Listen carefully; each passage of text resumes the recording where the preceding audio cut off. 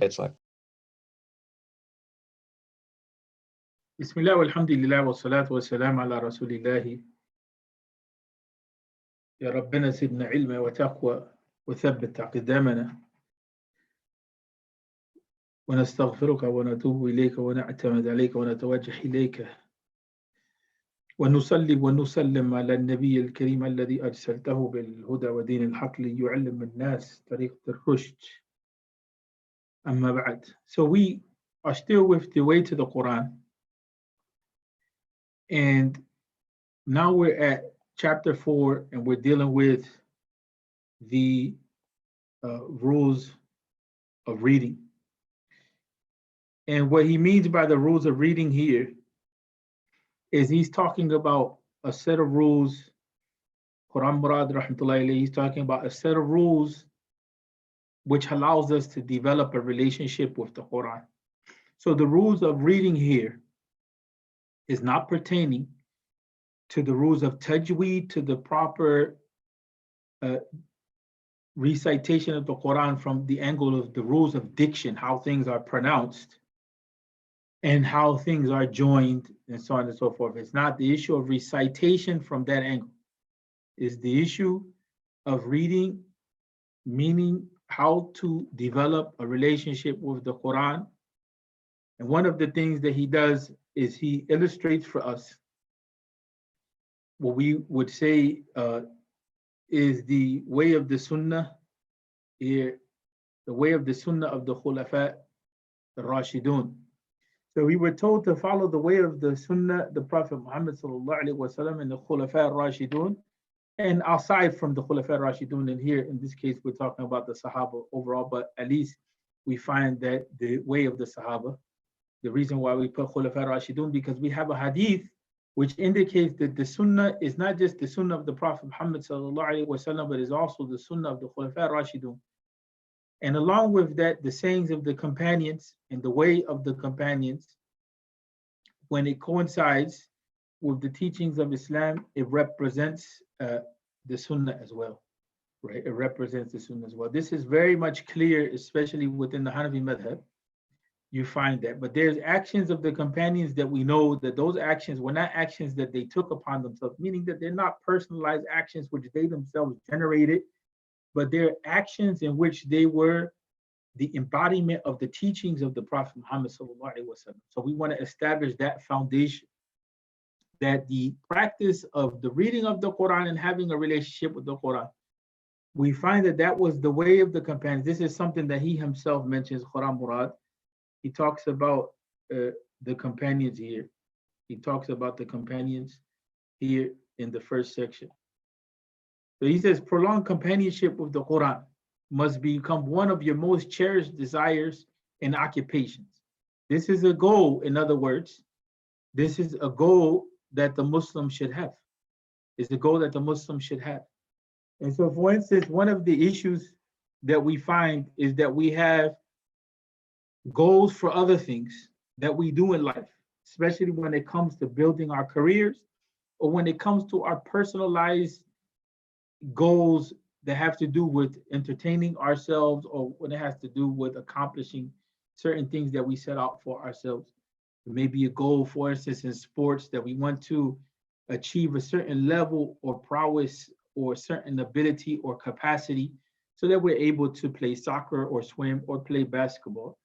Or we may have a personalized goal, for instance, we may want to exercise or lose weight.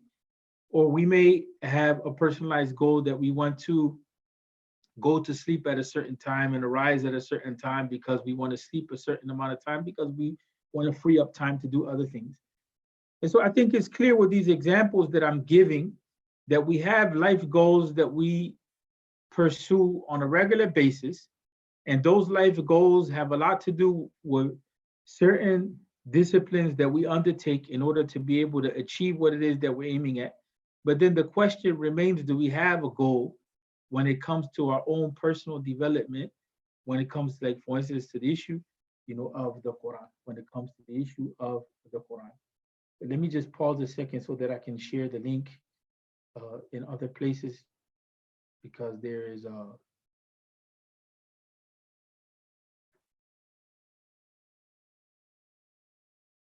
there's some students that may join from other places. So let me.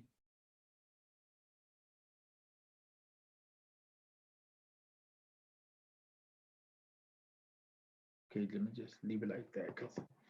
So in any event, one of the things that he's inculcating in us is the whole issue of developing that relationship, right? And so some of us, we may want to make way to the Quran, but we may not know. So he's setting out a path. He's setting out a path for us, and he's letting us know that this is a matter of commitment, discipline. So prolonged companionship with the Quran, meaning that spending long periods of time with the Quran must become one of the most cherished desires and occupations. And some of the ulama, they talk about that issue.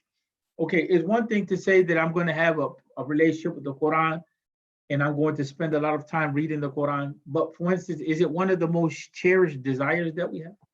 Is it an occupation that we take delight in? So mustering up that side of ourselves, the side in which it becomes pleasurable, it may not come immediately. It may not come immediately. Actually, reading the Quran may be something that's very dry. It may be something that is, it may not be there for us. That's something that we have to realize. And so, for instance, it doesn't become too different than, therefore, it's just the discipline that comes along with exercising. At first, it may be difficult. And with time, we may be able to achieve more than what we achieved in the initial phase. You know, it may be difficult at first, right? You know, some of us, we have personal goals. We want to walk 8 miles. We want to run 8 miles daily.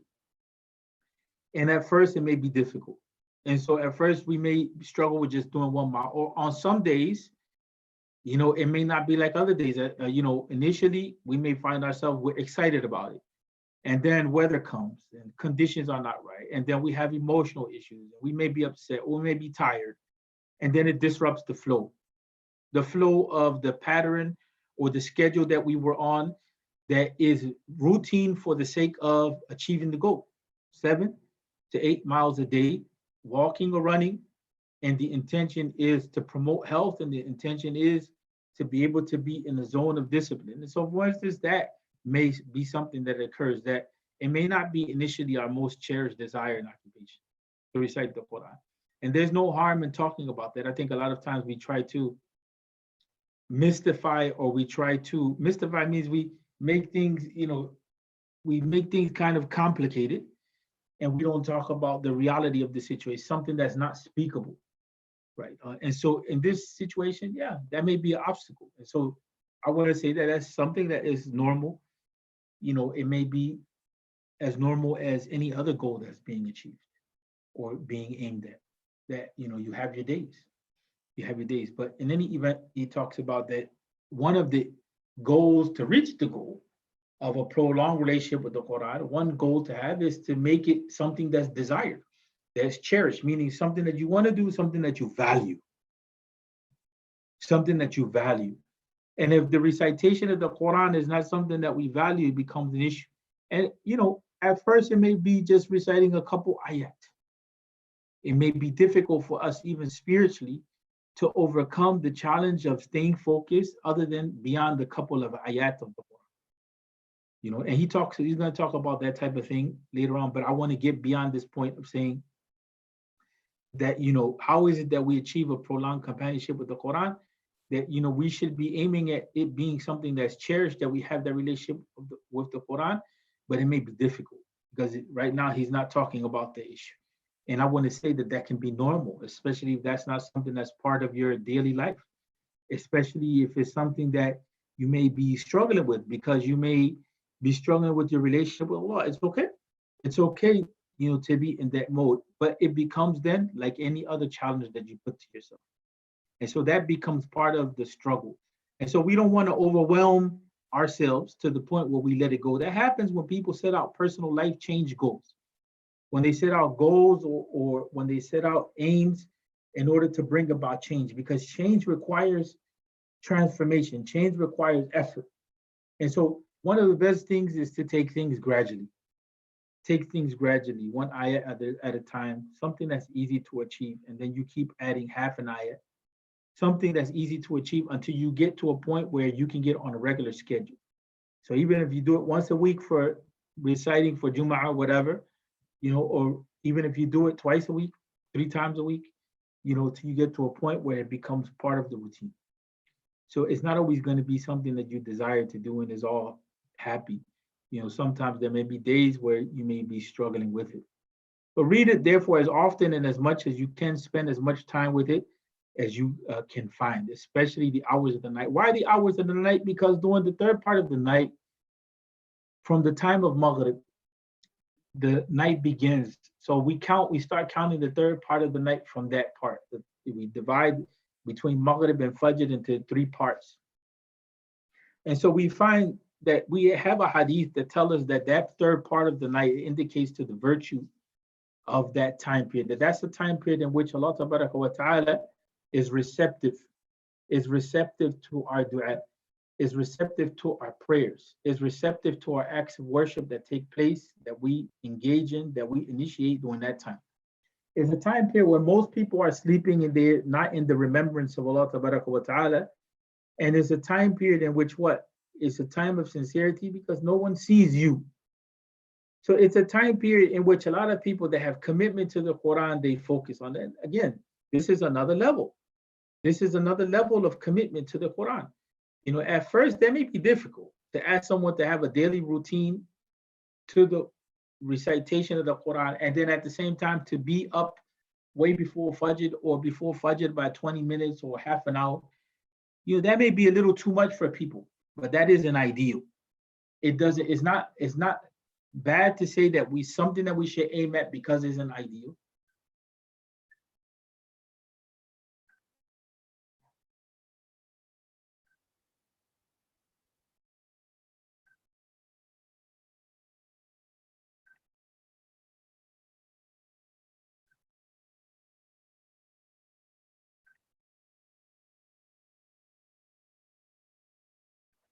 Mira, déjame llamarte porque estoy en una clase.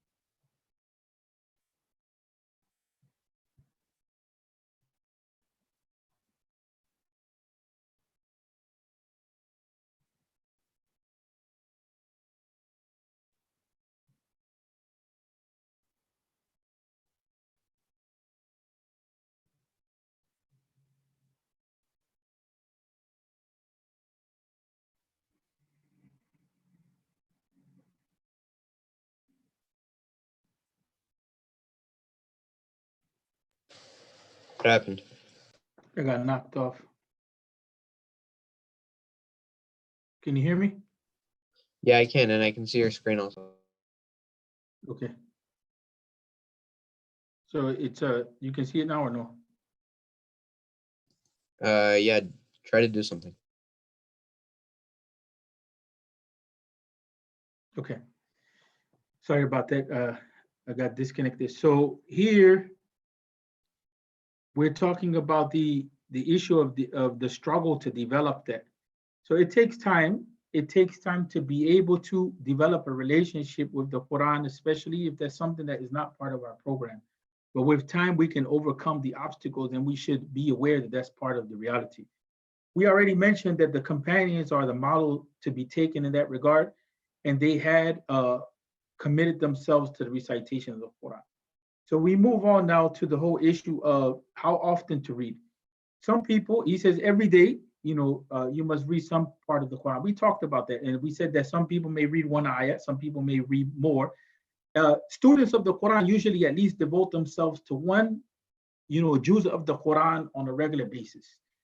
One juz of the Quran, but that's something that has to be built up to. So he talks about the issue of,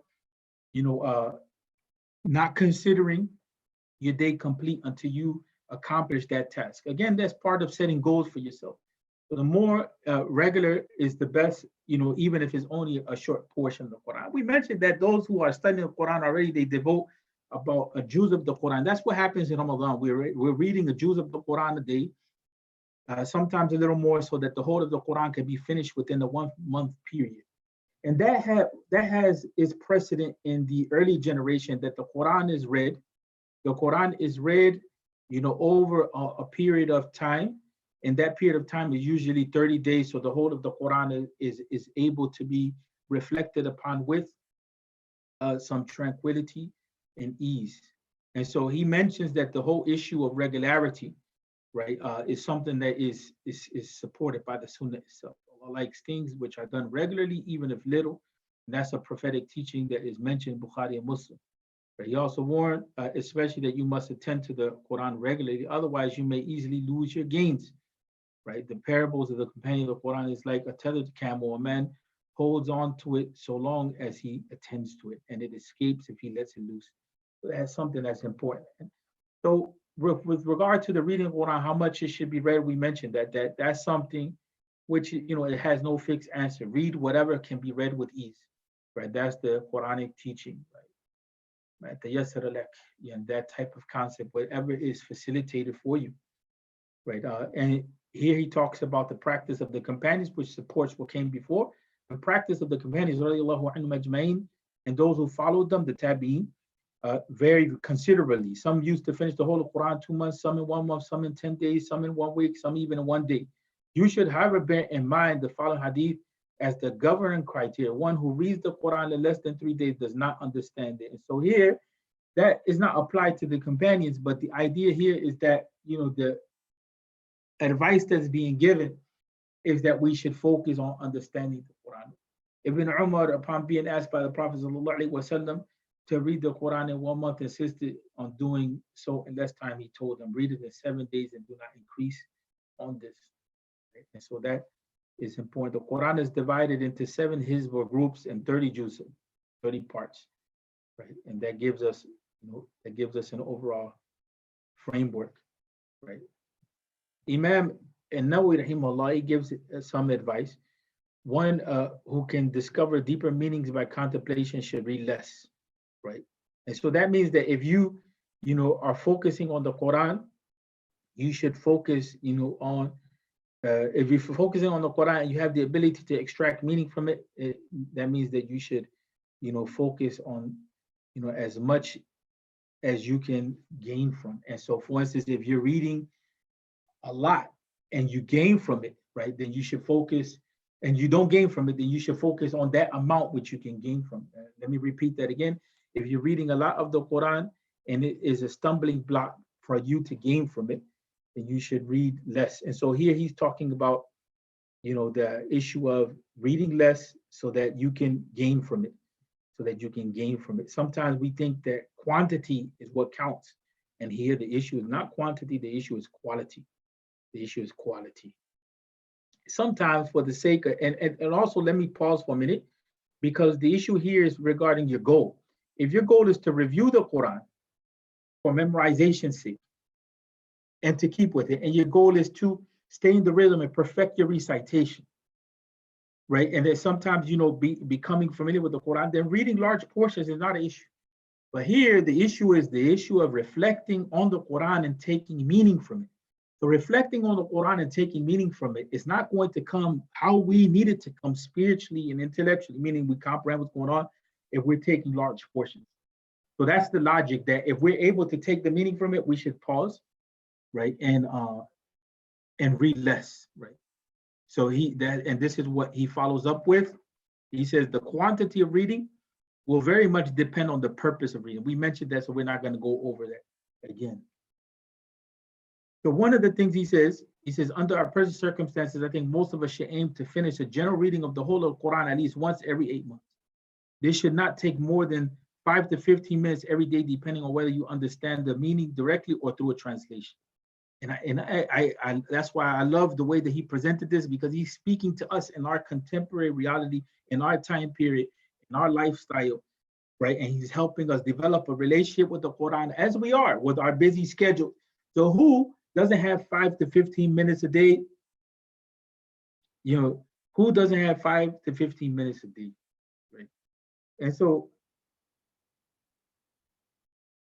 I'm not going to go into too much depth with regard to the time, because he already mentioned that reading in the middle, the later part of the night is beneficial, but he says here that it can be at any time.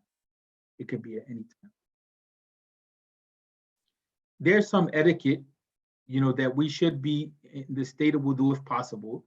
We should read in an area that's clean. We should be in a relaxed mode. Some of the ulama, like the scholars, ulama meaning scholars, some of them, like for instance, in places like Mauritania and others, they like to be in a room that's like this, like there's nothing on the walls and it's just empty, and that allows them to focus. That's the only thing that's. Whereas if you have a room that's full of books, you have a room that's full of TVs and all that, it becomes a distraction. Others, they prefer to be in a natural environment where you're outside in nature, you connect. But that's something that's key. That's something that's key. You have to pick that environment by which, it will allow you to be able to grow in your relationship with the Quran. So if you're a person that you're ADHD inclined or you're OCD, everything has to be perfect. You don't go into an area in which you have to pick it up, if you're OCD, because then that's going to distract you. If you're the ADHD inclined, then you don't go into an area which you're full of distractions. You have to go into an area which is suitable to yourself, and that will vary from person to person. One of the things that is done, and you see this a lot among students of the Quran, is that after every salah, they recite some portion of the Quran. They recite some portion of the Quran outside of the salah and in the salah as well. And so that gives them the ability to constantly stay with the Quran. Some in their cars, they listen to the Quran. I remember that there were some students that they would have the headphones set up, and they would plug in, and they would have their own devices, not telephone devices. They would have their own recording devices in which they had a portion of the Quran, and they will keep that constantly in their ear, and that allowed them to go into that mode of especially of memorization. One of my favorite times on a personal level has always been Jummah, because it was a time that I had devoted especially to the profound study of the Quran. So at one time I was devoting at least 3.5 hours to something to that effect, just in researching the Quran to prepare for the khutbah. And then, there's the reading of the Quran, throughout the day. There's picking up on an ayah here or there that comes up, and you reflect, and because I like to reflect, the whole issue of reading great portions of the Quran, it doesn't do very well for me. But reflecting on 2 or 3 ayat I found to be extremely beneficial, but I would do it in such a way that I will go deep into them, that I will go deep into those ayats. And so that is, something that is needed to, have a schedule to know when to do it, and to know that there's different times that you're reading the Quran.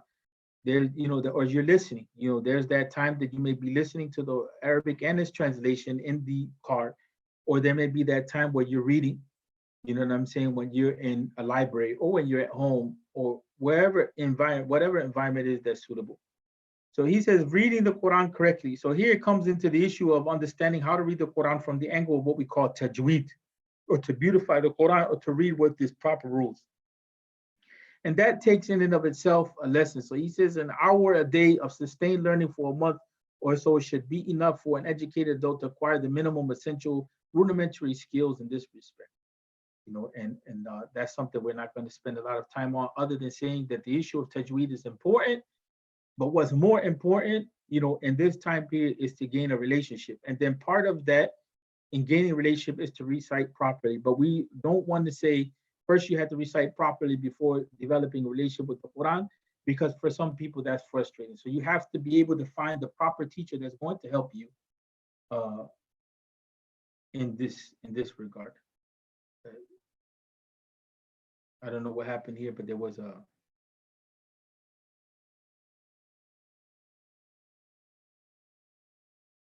I'm trying to see why it is that the page didn't keep up with the page change.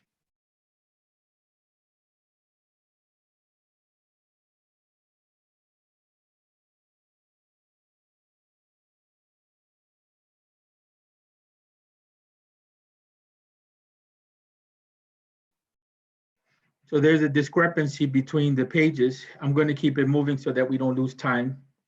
There's a technical glitch. I don't know why it is that it froze on the computer, but where I have it is not frozen. So he talks about reading with the proper rules, and then he talks about learning how to read beautifully, right? Because this is a command of the Quran, right? Is a command of the Quran that it be read properly, you know. And he brings some support from the Sunnah for that, you know, to beautify the Quran with your voices. You know, God does not listen to anything. Allah does not listen to anything as He does to a prophet with a good voice who recites the Quran aloud. Then there's the issue of listening attentively, right? And that's the issue of becoming aware of what it is that the Quran is saying. And that's why it's important to understand the meanings. That's why it's important to understand the meanings. And again, we run into the challenge of, if you don't know the Arabic language, that what you're focusing on is the meanings of the Quran by way of translation. And that's okay. And there's nothing wrong with that. And we have to get used to that process. We have to get used to that process. The Quran itself, you know, commands us to listen attentively, to be quiet and listen attentively. The issue of reading a khatam, in Ramadan, that always becomes a debate. It's encouraged to make a khatam or to read the whole of the Quran in Ramadan. But if that's not possible, it's okay, you know, but to read something of the Quran is part of the Sunnah. Is part of the Sunnah. So he talks about the issue of the khatam. He says, you know, it's better to begin reading on a Friday night and end on a Thursday night. Of course, in Ramadan, we begin when Ramadan begins, but he's talking about a daily routine. Some prefer to begin at Fajr on Monday, others pick different times. That's open, right? 2, to read the last portion in the Salah, right? The last portion means Juz al-Amma, or the 30th Juz. If you finish while you're alone, because that's a khatam, but that's not a complete khatam. That's one way to do the khatam, right? Another way is to gather people at one time and you finish the Quran and you supplicate. That's a little controversial, but it's still, you know, for educational reasons, there's no issue in that. But in any regard, you know, some scholars, they have some opinions on that, and others have another set of opinions. They seem to clash. Here he's promoting that that's acceptable.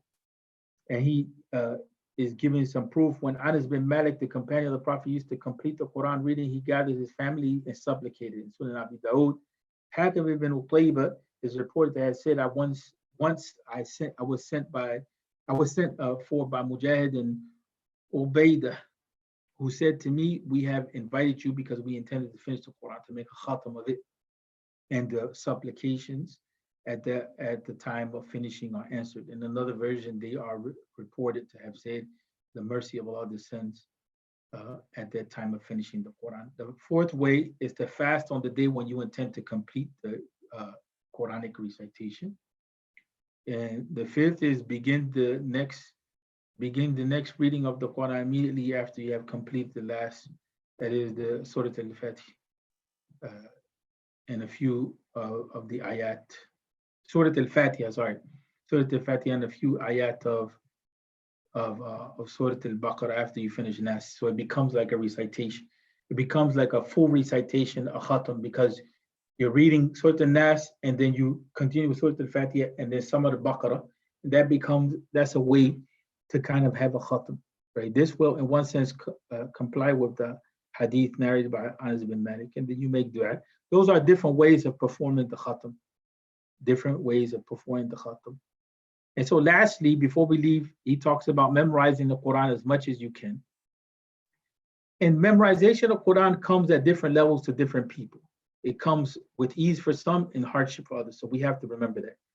And so one of the things that facilitates memorization of the Quran is having a relationship with the Quran, having that schedule, and a constant renewal, right? So he says, Hifz of the Quran is an essential way of making the Quran penetrate you. It's not a mechanical ritual act. It is an act of high spiritual and devotional importance. That's what we want to leave with. That he is emphasizing that it shouldn't just be mechanical. It should be an act of worship. It should be something which penetrates the heart.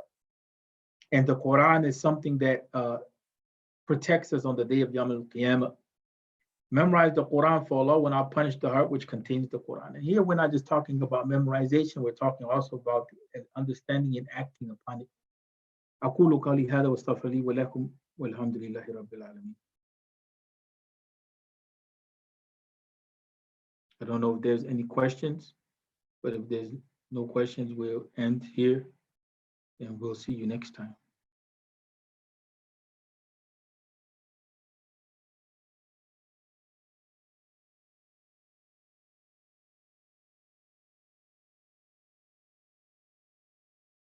Okay, we're checking to see if there's questions, some of the other forums.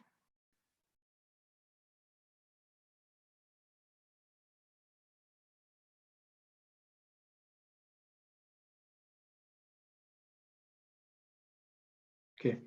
Assalamu alaikum wa rahmatullahi wa barakatuh.